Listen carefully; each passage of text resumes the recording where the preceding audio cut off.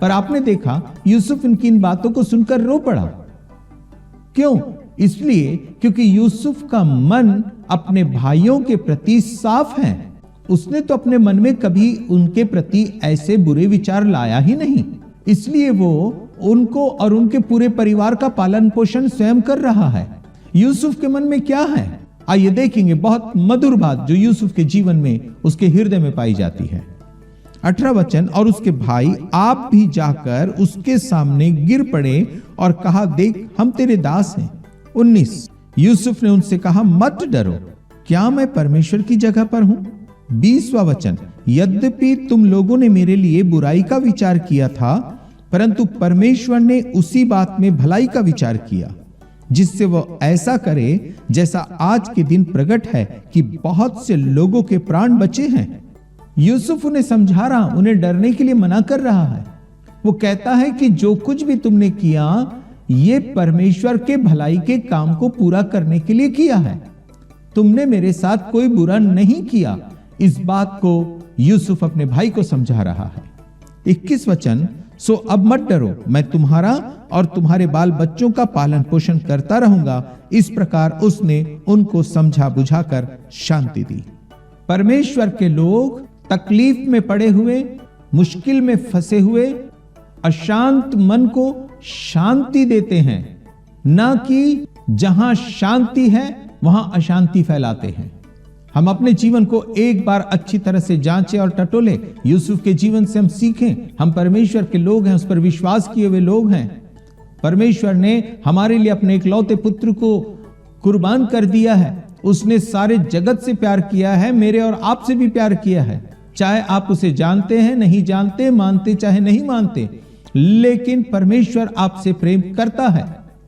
और जिससे परमेश्वर प्रेम करता है, परमेश्वर का प्रेम उनके साथ रहता है, उनके हृदय में रहता है। वो यीशु मसीह बनकर, उसके वचन बनकर। यूसुफ के हृदय में परमेश्वर है, जिसने सारी सृष्टि की रचना की, जो प्रेम करने वाला है। यूसुफ भी अपने भाइयों से प्रेम करता है, और जहां प्रेम है वहां डाह, कपट, बैर, ईर्ष्या, जलन, भेदभाव नहीं होता। यूसुफ ने अपने भाइयों के मन को जहां अशांति छाई हुई है, उन्हें शांति दी। 22 वचन, और यूसुफ अपने पिता के घराने समेत मिस्र में रहता रहा, और यूसुफ 110 वर्ष जीवित रहा। 23 वचन, और यूसुफ एप्रेम के परपोतों तक देखने पाया, और मनशे के पोते जो माकीर के पुत्र थे, वे उत्पन्न होकर यूसुफ से गोद में लिए गए। 24 वचन, और यूसुफ ने अपने भाइयों से कहा, मैं तो मरने पर हूं, परंतु परमेश्वर निश्चय तुम्हारी सुधि लेगा और तुम्हें इस देश से निकालकर उस देश में पहुंचा देगा जिसके देने की उसने इब्राहिम, इसहाक और याकूब से शपथ खाई थी। 25 वचन, फिर यूसुफ ने इस्राएलियों से यह कहकर कि परमेश्वर निश्चय तुम्हारी सुधि लेगा, उनको इस विषय की शपथ दिलाई कि हम तेरी हड्डियों को वहां से उस देश में ले जाएंगे। यूसुफ प्रधानमंत्री है मिस्र देश का, कोई कमी कोई घटी नहीं, लेकिन यूसुफ की नजर कनान की तरफ है। हम कहां हैं, हम कैसे हैं, हम कितने बड़े हैं, कितने धनी हैं, परंतु हमारी नजर स्वर्गीय कनान की तरफ होनी चाहिए, क्योंकि वही हमारा देश है, वही हमारा मुक्काम है। यूसुफ ने अपने भाइयों से और यूसुफ ने इस्राएलियों से यह कहकर उनको शपथ खिलाई कि तुम मेरी हड्डियों को अपने साथ कनान लेकर जाना, क्योंकि परमेश्वर निश्चय मिस्र से निकालकर तुम्हें कनान ले जाएगा, क्योंकि कनान तुम्हारा है, तुम्हारा अपना है, तुम्हारा देश है, क्योंकि परमेश्वर ने उसे तुम्हें दिया है। 26 वचन, निदान यूसुफ 110 वर्ष का होकर मर गया और उसकी लोथ में सुगंध द्रव भरे गए और वह लोथ मिस्र में एक संदूक में रखी गई।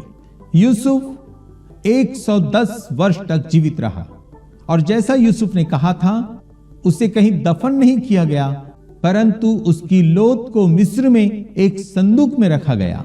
यह संदूक वो आशा का संदूक है, यह संदूक परमेश्वर की प्रतिज्ञा का संदूक है, यह संदूक उस विश्वास की निश्चयता का संदूक है जो हमें यूसुफ के द्वारा बार बार हमें याद दिलाएगा कि हम भी विश्वास में दृढ़ हो जाएं, निश्चय जान ले कि वो परमेश्वर जिसकी हम और आप उपासना करते हैं, जिसने हमारे लिए अपने इकलौते पुत्र प्रभु यीशु मसीह को इस जगत में भेजा, जो हमारे लिए कलवरी के क्रूस पर मरकर मृतकों में से तीसरे दिन जिंदा हुए, और उन्होंने ये कहा कि तुम्हारा मन व्याकुल ना हो, मैं अपने पिता के पास जाता हूं और तुम्हारे लिए एक जगह तैयार करता हूं। और जी उठने के बाद यीशु मसीह जीवंत स्वर्ग पर उठा लिए गए और उन्होंने हमारे लिए जगह तैयार कर ली है। वो हमें लेने के लिए आने वाले हैं। हम अपनी तैयारी करें उस निश्चयता के साथ, उस विश्वास के साथ, उस आशा के साथ कि हम अपने प्रभु के साथ स्वर्गीय कनान जाएंगे। परमेश्वर आपको आशीष दे।